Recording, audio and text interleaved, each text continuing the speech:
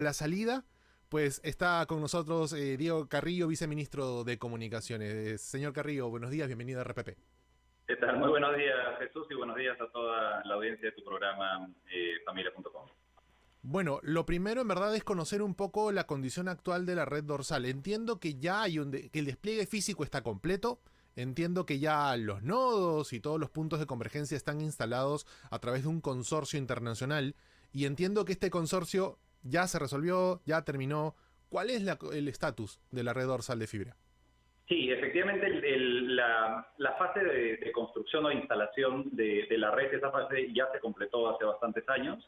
Esa implica un despliegue de más de 13.500 kilómetros de fibra óptica que conectan a 180 provincias del país, como bien mencionabas, con distintos nodos de interconexión, y los cuales a la fecha, a inicios de esta gestión, lo que encontramos es que en su uso, es decir, en el uso de su capacidad, estaba en aproximadamente 3.2% de la misma, y que finalmente, digamos, lo que encontramos nosotros al iniciar esta gestión. Ok, pongámoslo en monedas. ¿Cuál fue la inversión total para la instalación de la red dorsal?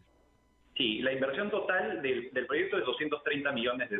Este es el costo de inversión, digamos, del proyecto como despliegue, pero a partir de ahí ya hay pagos, lo que se llama el RPMO, o para decirlo, digamos, en simple, pagos por operación y mantenimiento, ¿no? Es decir, hay primero una inversión de capital, se construye la red, y a partir de eso, el año 2016, se están pagando pagos por operación y mantenimiento.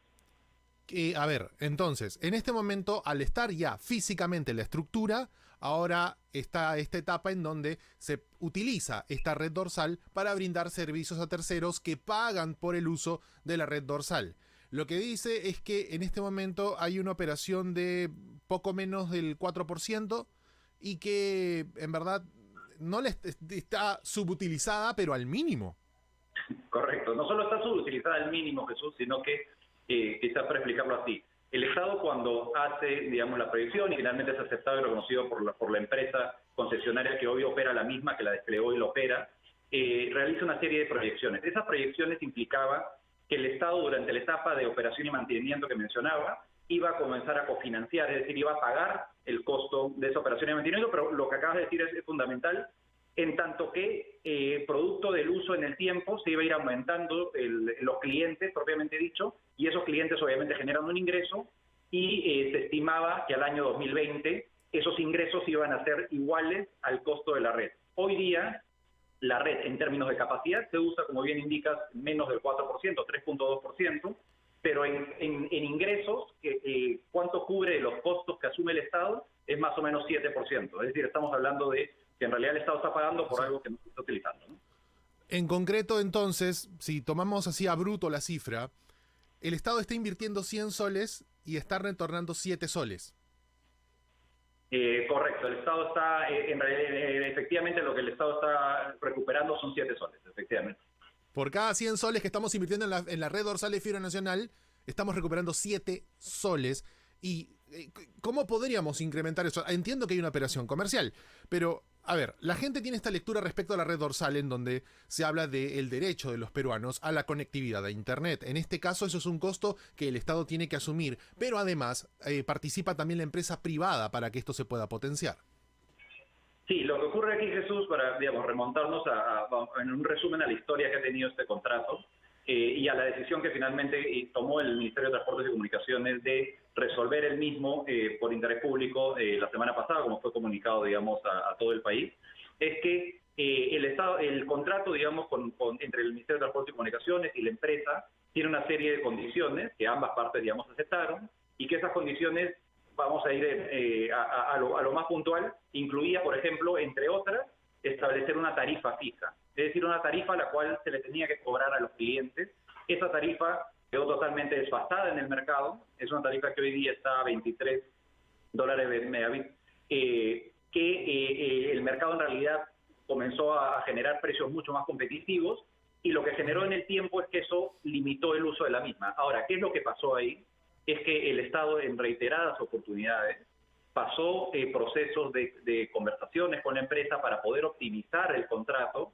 Eso nunca se llevó a un acuerdo, estamos hablando entre los años 2018-2020, No se llegó a un acuerdo para optimizar el contrato propiamente dicho, luego se trató de llegar a un acuerdo para caducarlo, es decir, un acuerdo entre las partes, ya estábamos, digamos, tanto el Estado como el concesionario estaban de acuerdo en salir del contrato, Claro. tampoco se pusieron de acuerdo en esas condiciones, ¿no? Y finalmente, como última, digamos, recurso es que se tomó la decisión este año de resolver, ¿no? O sea, en concreto, lo que está ocurriendo es que al no ser un producto cuyo costo está actualizado, sigue siendo caro para que las empresas privadas puedan invertir en ella y no está generando un nivel de competencia sano. No estamos siendo atractivos para las empresas privadas para que inviertan en la red dorsal. El costo tiene que bajar. Si ya tenemos la infraestructura, hay que replantear eso. Sin embargo, vamos a ir a pérdida si es que no la empezamos a operar, ¿no? Correcto, y eso es precisamente lo que ha hecho el MTC con esta decisión. Ha dicho, miren, ya esto no puede continuar, esto ha generado, como bien indica, una serie de pérdidas al Estado. La explicación que hacías es creo que bastante clara. Efectivamente, de cada 100 soles que el Estado está pagando ahí, solo está recuperando 7, cosa que no tiene sentido porque además proyectó recuperar los 100, como era natural.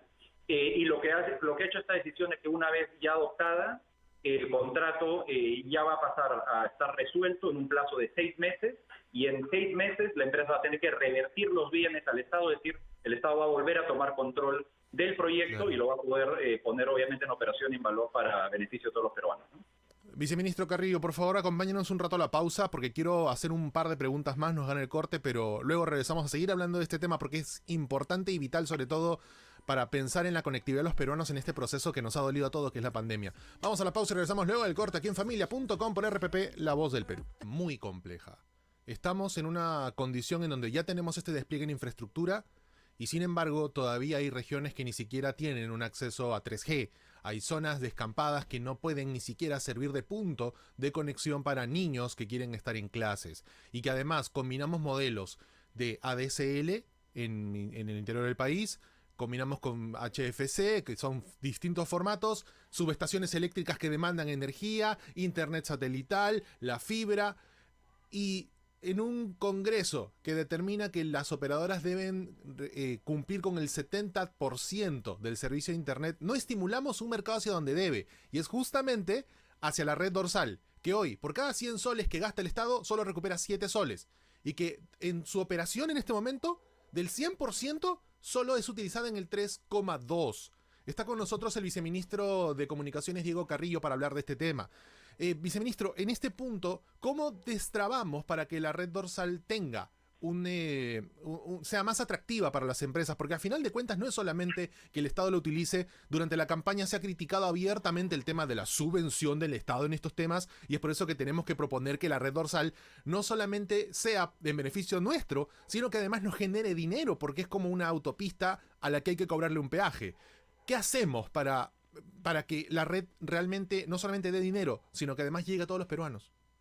Sí, ahí Jesús creo que ha sido bastante claro en el diagnóstico, y lo que teníamos que hacer nosotros, digamos, de manera responsable, que es lo que hicimos, fue a inicios de la gestión iniciar el procedimiento de resolución del contrato. Este procedimiento siguió todos los pasos que establecía el contrato, que lógicamente el Estado tenía que respetar, y que culminó, además incluyó una audiencia pública, incluyó la publicación de todos los informes donde está el detalle de los equipos técnicos sobre la decisión que se ha tomado, y que acababa con la decisión, como bien mencionabas, que ya tomó el Estado con la resolución ministerial que declara la caducidad del contrato. Eso de ahí es una solución concreta, es una manera de decir, señores, hasta aquí nomás llegó esto, no podemos seguir arrastrando como Estado una situación que lo único que le genera es perjuicio y, como bien dices, no pone en valor la red.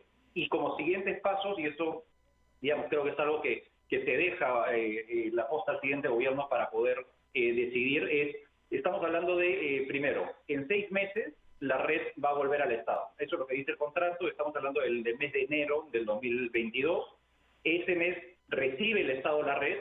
En paralelo se ha hecho ya el encargo al Programa Nacional de Telecomunicaciones, del PRONATEL, que está adscrito a este viceministerio, que va a realizar el proceso de contratación en el marco de la ley de un operador temporal, es decir, un operador que ingrese, ya no con las condiciones anteriores, lógicamente, estamos hablando de que ingrese digamos, con incentivos adecuados para poder poner en valor la red durante el plazo de 3 años, y en ese periodo también ya tomar la decisión definitiva, que además, ahí permítanme comentarlo porque creo que es importante, tiene que estar pensada también de manera integral con los proyectos regionales de banda ancha. Estos proyectos regionales de banda ancha, que son proyectos que cubren las 24 regiones del país, durante esta gestión ha habido un impulso de los mismos bastante importante y que tendrá que eventualmente integrarse a esta nueva red dorsal, ¿no?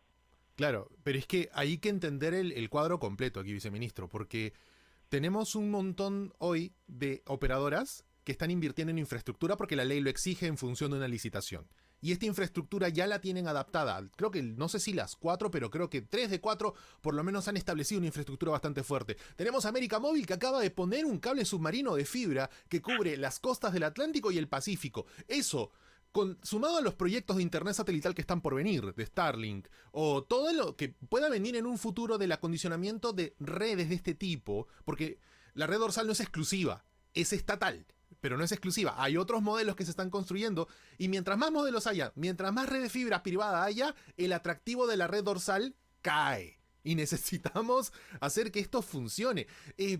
Y es ahí donde viene la siguiente pregunta. Al final, o sea, esto no es una marcha atrás ni mucho menos, sino es una reevaluación. ¿Cómo va el tema del aprovechamiento? O sea, es decir, hay una línea de tiempo en donde con lo que tenemos actualmente, que lo tenemos usándolo a 3.2%, hay una cifra a la que tendríamos que llegar a fin de año. Entiendo que la pandemia ha potenciado mucho de los recursos de tecnología, pero hay una proyección en la que podemos cerrar el año con, no sé, algún número respecto al uso y el aprovechamiento de la red. Sí, a ver, en realidad, como mencionaba, en 6 meses, o sea, durante 6 meses todavía el Estado mantiene la vigencia de este contrato, eso es lo que indica el contrato una vez tomada la decisión, con lo cual, digamos, la posibilidad de que se aumente el uso bajo las condiciones actuales en realidad son bastante reducidas, pero una vez que esto se revierte, que se haga efectiva la caducidad en el mes de enero que mencionaba, e ingrese el nuevo operador temporal, obviamente lo que nosotros estimamos es que esto progresivamente comience a aumentar, y dependerá, por supuesto, ya del modelo y de los análisis que se realicen en los próximos meses, pero que, como bien indicas, y ahí coincido plenamente, a ver, la inversión pública y en particular la red dorsal de fibra óptica puede coexistir con las redes privadas. Además, recordemos que existe un potencial bastante importante porque la red nacional de fibra óptica y los proyectos regionales de banda ancha en sus redes de transporte llegan a zonas donde no llega el privado. Llegan a zonas, precisamente en la zona rural, en la zona, lleva la fibra óptica, es decir, el medio de transmisión por excelencia de las redes de telecomunicaciones, a lugares donde el privado no lo haría porque básicamente no tiene el retorno de inversión que espera en el corto plazo, y es ahí donde una vez ingresado el Estado tiene que decirle, mira, yo ya asumí el costo, ahora ven y utiliza mi red, pero utilízala, por supuesto, con condiciones de mercado, no utilízala pues, con una condición de un costo 5 veces mayor que la tarifa, porque lógicamente ahí nadie va a querer utilizarla, ¿no? Claro.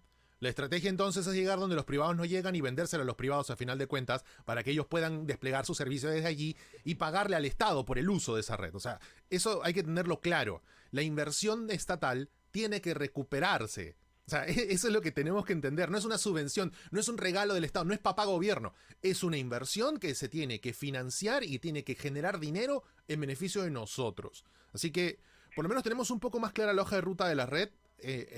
Indica entonces a fin de año la red vuelve a la administración estatal y desde ahí se potencia sin ningún tipo de compromiso previo. Esa es la condición.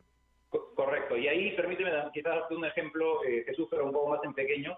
Ya en los proyectos regionales de fibra óptica que nosotros tenemos, está ocurriendo el efecto dinamizador que creo que es muy importante y que muestra esta complementariedad entre la inversión del Estado, que tiene que recuperar su inversión, y el privado. En varias de estas regiones, sobre nuestra red de fibra óptica pública, ya una vez entrada en operación, que es el impulso que hemos hecho durante este año, varios privados han comenzado a enlazarse a la misma para poder mejorar sus redes, por ejemplo, de 2G, pasarlas a 4G, porque antes en esa zona no había fibra óptica, hoy hay fibra óptica, claro. Se enlazan al proyecto y eso es un efecto, digamos, adicional, que es lo que eso que ya ocurre en pequeño, tenemos que hacer que ocurra, pero a nivel nacional con el proyecto de la red dorsal, que ciertamente hoy día no ocurría por la problemática que bien mencionaba, ¿no? Tal cual. Antes de terminar la entrevista, viceministro, solamente quería preguntar, porque tengo una curiosidad absoluta hace tiempo. ¿Cuándo se proyecta la licitación 5G de las bandas asignadas para el espectro de 5G? Sí, mira, ahí la pregunta es muy buena. Nosotros, como sabes, y además este programa en particular estuvo bastante interesado en eso, y usted, en marzo y en abril iniciamos el despliegue autorizamos el despliegue inicial de la red 5G bajo el estándar NFA, non standalone, quiere decir sobre las redes 4G existentes, como lo han hecho, digamos, hoy día, digamos, más de 60 países en el mundo, para ponernos un poco, digamos, a la vanguardia de los países que comienzan a invertir en quinta generación. Pero lo que dices es clave. Hoy día eso ocurre sobre los canales que son limitados, que existen y que las operadoras hoy día tienen en el espectro, con lo cual lo que necesitamos es hacer la nueva licitación. Ya nosotros sacamos un decreto supremo que le permite al Ministerio de Transportes y Comunicaciones conducir este proceso de subasta, como lo hacen otros países en la región, en plazos más prudentes, pero a la vez con todas las medidas transparentes necesarias. Ya iniciamos durante este mes la fase de planificación. Deberíamos de ya tener en los próximos meses al asesor de transacción, empezar el diseño del contrato, con miras a que en el mes de, probablemente en el segundo trimestre del próximo año, se pueda ya convocar al concurso y tenerlo adjudicado entre el segundo trimestre y tercer trimestre del próximo año. Ya el bloque completo, que son los bloques de 100 MHz que se requieren tanto en bandas medias como en bandas altas por primera vez para servicios móviles, ¿no? O sea, por los plazos que está fijando usted, en teoría, antes del primer año del gobierno de Pedro Castillo deberíamos ya tener por lo menos el proceso de licitación para las bandas 5G en marcha.